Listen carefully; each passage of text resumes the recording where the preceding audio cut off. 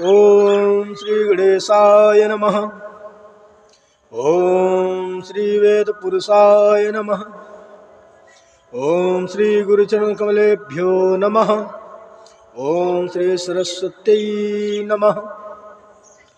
ओम दशमस्कन्धात्रार्धः अथ पंचशतमोऽध्यायः।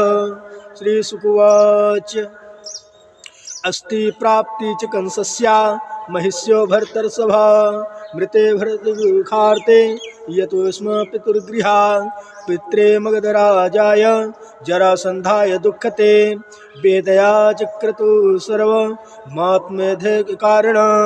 सातरप्रियं कारणं शोकामर्जितो नृपा अयादवीं महिं कर्तुं चक्रे परं मुद्यमाम् औचहोणे सद्या तृप्तिभिः चापि संवृतः यदुराजधानीं मथुराम् इन्द्रियान् सर्वतो दिशः निरीक्ष्य तद्बलं कृष्णा उद्वेलमिव सागरं स्वपुरं तेन संयुद्धं स्वजनं च भयाकुलं चिन्तयामास भगवान् हरि कर्णौ